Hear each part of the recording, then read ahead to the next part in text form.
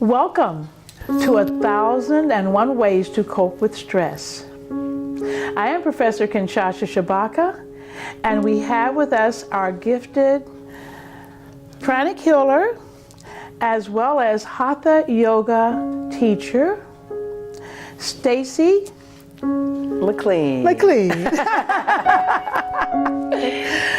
And Stacy is a multi-talented, multi-gifted person who has many ways of sharing with us her knowledges of her training. And she has shared with us last session that she has a son who experiences the spectrum of autism. Mm-hmm. And so we'd like today to talk a little bit about him and her experiences as a mother with him and his experiences as a son and how they relate to the autism.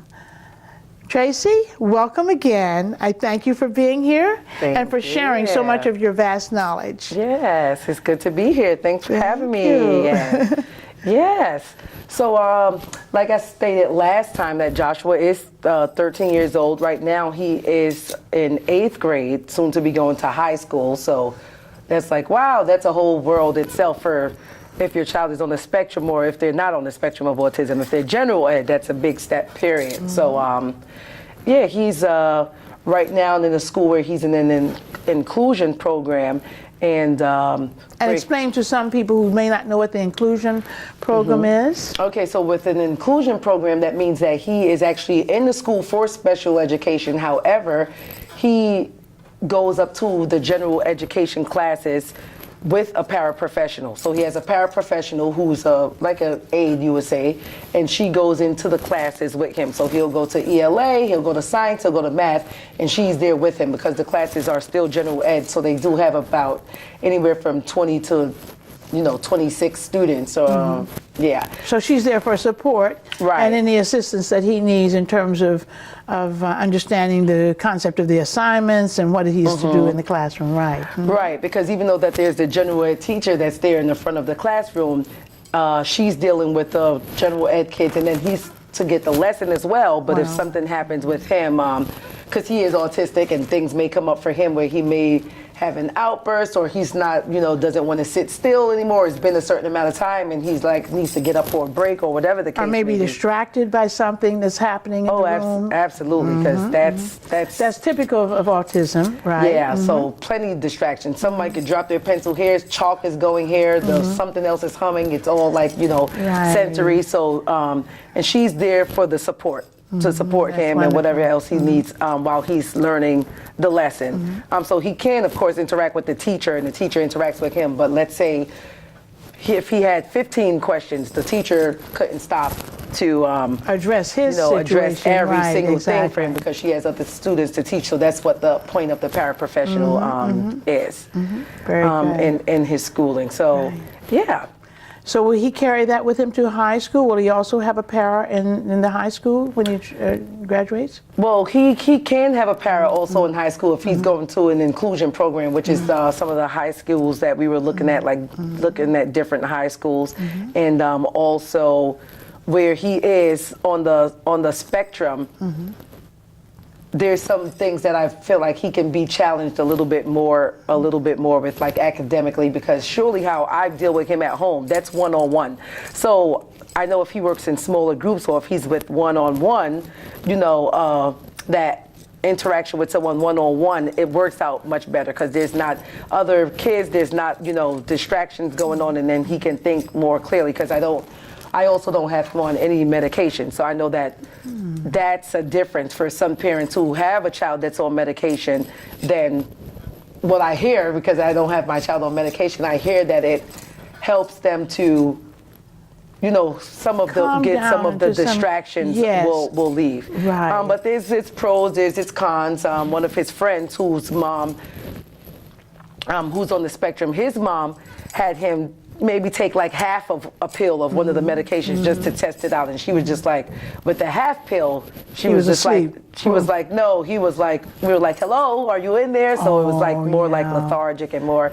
So I always would say, oh, you know, if my child had to take medication, I would want to try it too. Like I would do it with him. But of course, our brains are wired differently. I don't have autism, he does. Right. So it wouldn't do for me what it would for him. Right. But I just have just like a hesitance, like, I don't know about that. But you know, Yes, to it's each his your own. choice, Some people do, and they find it to be very helpful. You know, helpful for them. And some people feel like, you know, oh, it can get you like over the hump. But right now and prior to, he has not been on any medication, and he's working out well without it. Yeah, because I don't know what it's like to have medication, so he's fine. The way that what's going on, and just more support. So what I do see, and then for parents who do ask me, oh, if my child is on medication, and if my child should take medication, that's something that they can work out with the neurologist or their doctor and see what's best for them. Try it for a day, see what happens with your kid. Try it for a week and see if it kicks in or like what happens. Or, you know, you can get more support for your child. So with me, I'm a pranic healer, so I have other options that, you know, the regular parent who's not a healer wouldn't have, which means that I can actually do the protocol for pranic healing to sweep him for his autism, you know, so that has to do with him being calm, concentration. And recently I did a healing training with oils, with essential oils and different oils that, you know, stimulate different parts of the brain and stimulates different parts of the body. So when I do the pranic healing with the oils, it's just that more intense. Incredible. So it's great. And there's one of the oils that's called Pettigrain. It's an oil, and it helps to build concentration. So even what I'll do is put a little on like a paper towel, like say as a diffuser, and I can just put like a bowl over it, and then I just like let it open, and then like let it sit in the bowl with a little of the oil right on the table as he does his homework, and like he gets to inhale that. So, you know, then it's just like, oh, you can even see, okay, this is providing some aid because it's him inhaling the oil, and it's natural, so it's just also that, okay, there's other things that, you know, also that you don't have to use pharmaceuticals. Yeah. That's great. Yeah. That's great. And what is the difference that you see? You say he's concentrating more, he's able to attend to the assignment better? Yeah, I would say a little better. So even if it's 10%, trust me, that Absolutely. 10% makes a big difference. Yes.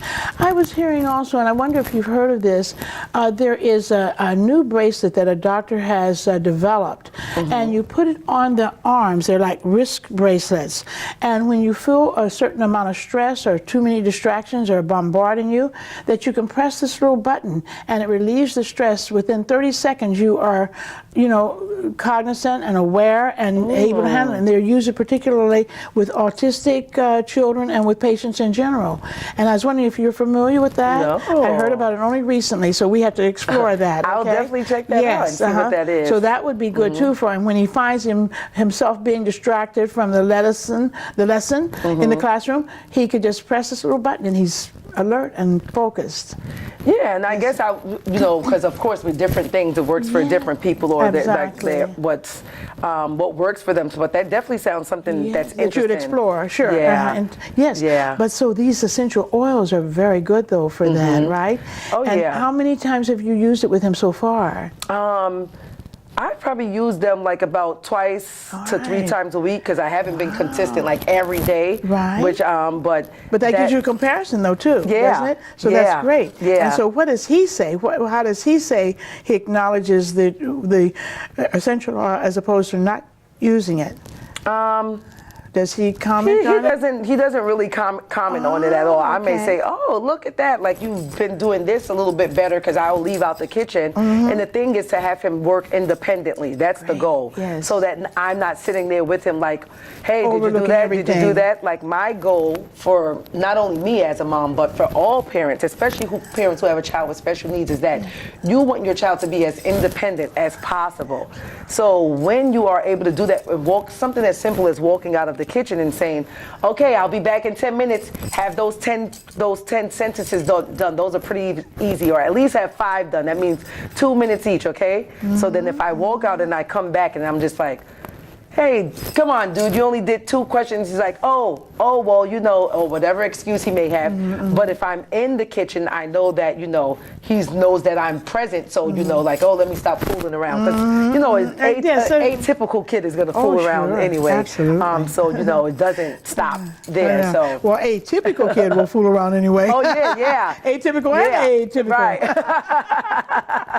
Pardon the pun. Yeah. Right, well, that sounds great. And so that's one of the things that you use with him. And what other kinds of tools do you use to help him to focus and to? Yeah, and something else like for him to calm down now. What I've been doing also as parents, sometimes when we are talking, what that does is also it's still noise. Well, it's still going on in his head while he's trying to, you know, focus. And I'm like, oh, do this, do that. So what he's getting more mature. He's 13 now. He says, Mom, please, I got it. And I said, oh, great. Okay, fine. And I'll shut up and I'll just move and I'll say, Stacy, this is the time just to be quiet and go on. And he's already requested it. Or he'll simply say to me, that doesn't work for me. It doesn't work that, you know, that you're still talking, but and I say, you know what, you're absolutely right. So let me go ahead and get on out your way, and you go ahead and do that. So, and those you are in my head, please. That's wonderful. And those are the things that I always tell him, like, okay, you know, let's stop and create something new, and different things that Joshua has done, you know, from him doing different programs, like he's done the Landmark Forum, so that's something where it's just personal and professional development and growth.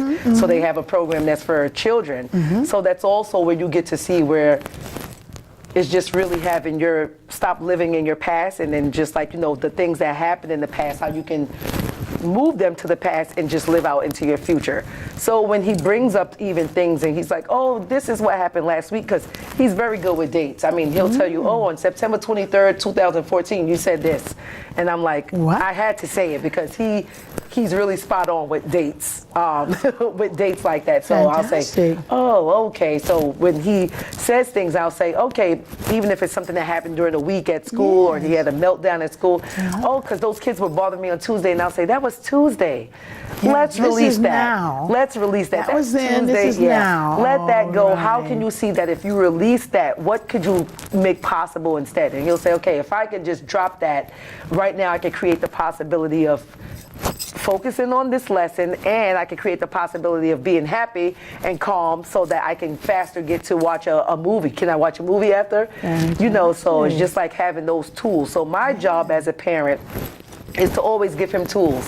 Whatever the tools look like, and it may not look like your tools or someone else's tools as a parent. Right, but for whatever it is for him, and I'm open to be like, okay, I got it. And he'll even say to me, okay, Mom, let's take a deep breath together, you know, or, oh, Mom, you said you're not committed to, your voice sounds like it's getting a little higher. He checks me for everything. So that's that is fantastic, though. Yeah. Well, that is part of their issue, though. They're super sensitive, right? And therefore, they are aware sometimes of that even the normal child would not relate to. They are super aware. So you have to be focused on that. That is wonderful, the way that you handle it. Yeah. And you are a lesson for parents with autistic children, because it really helps them to relate to the individual needs of the child. As you say, the spectrum is wide. Right. And you have severe autism, you have very high functioning autistic children, or people in general. And so that when you can focus in on their particular needs, that is wonderful, because it gives them such latitude to deal with it. That's wonderful. Yeah, and then he will acknowledge me, or I will come to him and say, wow. And then it's also, you know, letting them know when something is great, not only pointing out the other things like, oh, you didn't do this on time, you didn't do this on time, but say, wow, you made up your bed on time this morning, that's great. Like, for instance, he gets up at 6 a.m. This morning his alarm went off, he came to my room by 6:01. Mom, can I please have 15 minutes extra? And I said, no, you know how that goes, because 15 minutes, then turns into half an hour. Then after the 15 minutes, you'll be later. He said, Mom, I promise, give me a chance today, another chance. And I said, fine, 6:15, great. He left out, he went back in his room at 6. So my alarm automatically goes off at 6:15, but I don't know if he still had his set for 6:15 because his is set in intervals. Right. And I said, let me call him at 6:15. So I called him to his room so he could hear the phone anyway. He got up, he didn't answer the phone. He just got up. Maybe he thought of it as being an alarm. He just got up and he went straight to I heard the bathroom door close and I hung up the phone. I said, great. And then when he came back to me after, he said, Mom, I got up at 6:15. No, he didn't tell me. He texted me from the bathroom. Mom, look, I got up at 6:15. And I said, wonderful. That's awesome. So any little things that you can do, there's so many little things that you can do to create. Okay, so, and he has a chart in the bathroom. Starts from 6 a.m. Wake up, brush my teeth, wash my face, put shea butter on, brush my hair, whatever it is. And then he knows by 6:20, make up my bed, and then go to have breakfast. Wow. He knows that he should be in the kitchen by 6:30 at least if you're gonna have or cook breakfast because he loves to cook. He's pretty good. This builds such self-esteem. Oh, absolutely. I think that is wonderful. And each little incremental growth item builds it, and he feels so secure within himself. That is wonderful. So tell me about breakfast. How does he, you say he loves to cook for himself? Yeah, so what does he prepare?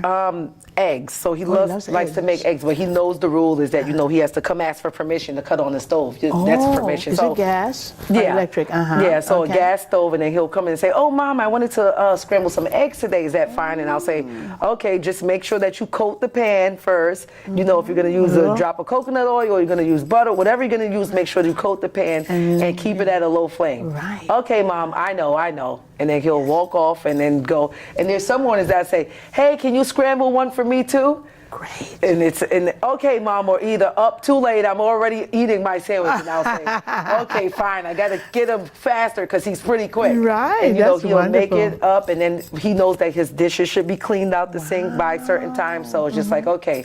Oh, he'll come to me because by 7 a.m. every morning he has to knock on the door. No matter what it is, he has to come to me. 7 a.m.? 7 a.m. a.m. Yeah. So he wakes up at 6, but by 7 a.m. he should be done washing dishes, done eating. Everything should be done. And ready to go. But whatever is going on, he should let me know. So 7 a.m. he'll come to me, and then he'll say, oh, Mom, I'm still eating, or, I'm done eating. And I'll say, oh, did you wash your dish?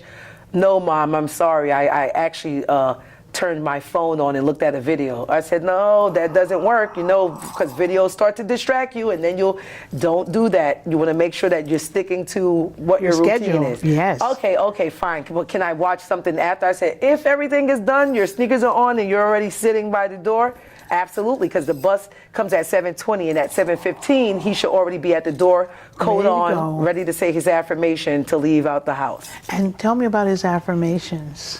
Yeah, the affirmation now. He has the affirmation. We don't have to write that anymore because he knows it by heart. So when he comes to the door, he's actually, there's a huge mirror we have in front of the door. So he has on his coat, and I'll say, okay, he can do one last check. Oh, how my hair looks. I look, oh God, look like I'm taken care of. Right. And then he'll say, I'm empowered, I can listen, I'm a child of God, and I have integrity.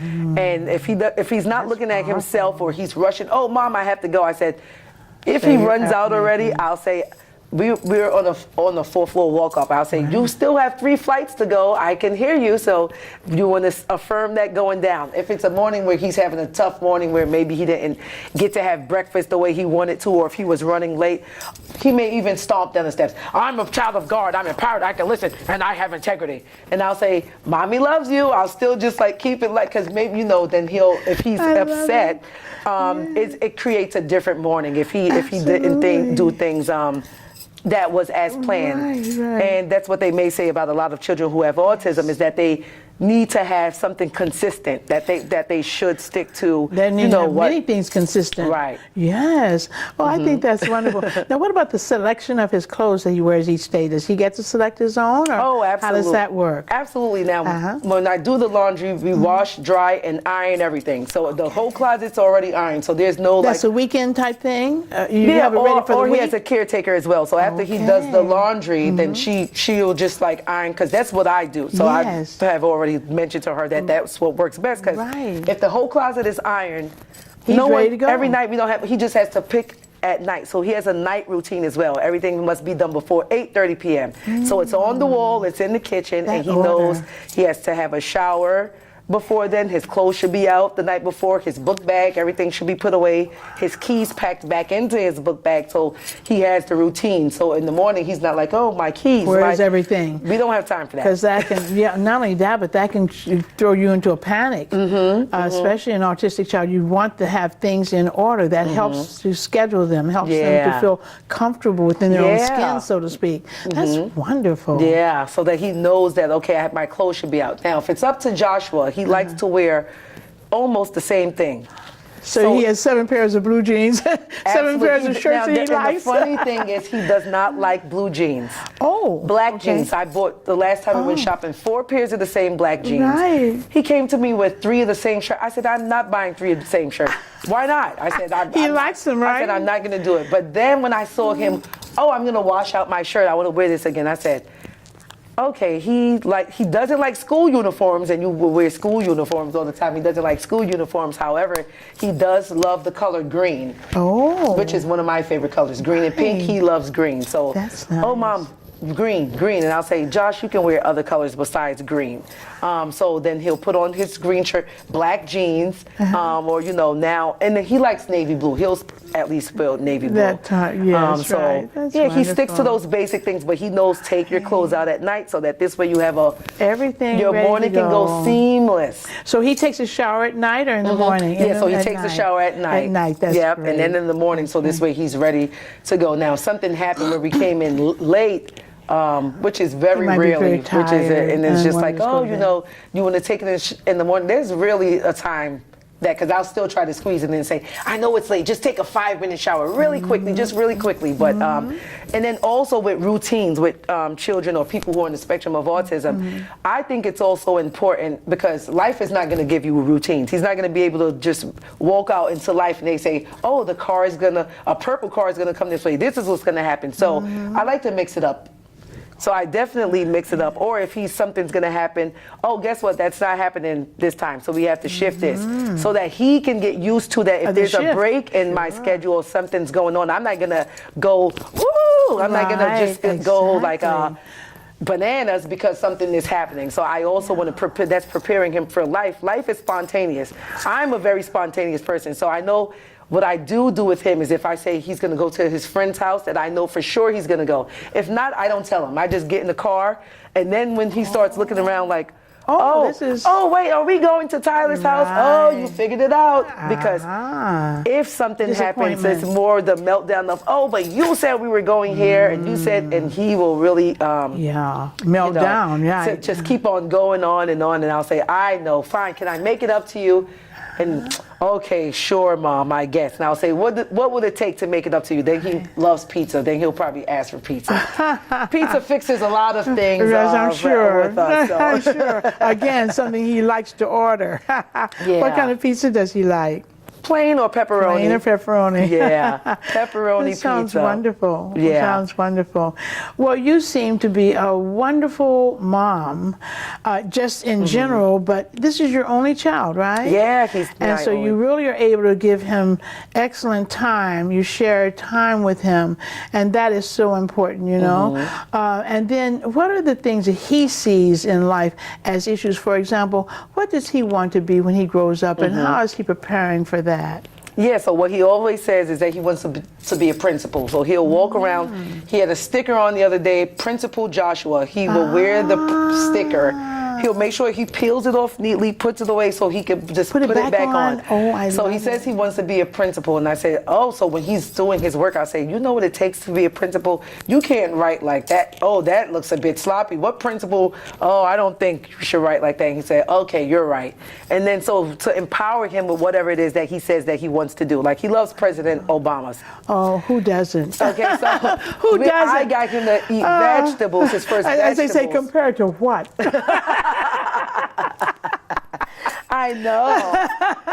So Oh, that's something that he that's started wonderful. eating vegetables because of it. I'll say, oh, President Obama and Michelle Obama, they always eat their broccoli. You know, they eat their vegetables. Right. Okay, fine, I'll eat it. And I was like, oh, yes. Yes, You and know, even have their own garden. That would be nice for him to have sort of a potted garden in the window, you know, where the sun is coming. He could grow some. Oh, yeah, because he loves to have like little projects like that, little things. But my windowsill doesn't have any air, sun. space. Oh, no. Yeah, where you can actually Is there a put something table where on. there's a sunny table? Because there's so many ways that he can get the sun in on the plants. I'm a plant person, so I love that, you know. And just seeing them grow, you know, when you pot a new plant or put some new seeds down and start seeing it grow, that's another thing that's very empowering for children in terms of their self-esteem and seeing something grow that they planted. Or let them have a pet or have a... oh, yes. He had a snail. That's what and he had a snail, and I said, we have to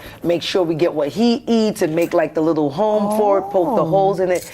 Oh, and he loved the snail. Now, and it would grow, like, you know, it was growing, and he named it Turbo, because there's a movie that's called Turbo about a fast snail. And he called this him was that. a slow snail, right? Yeah.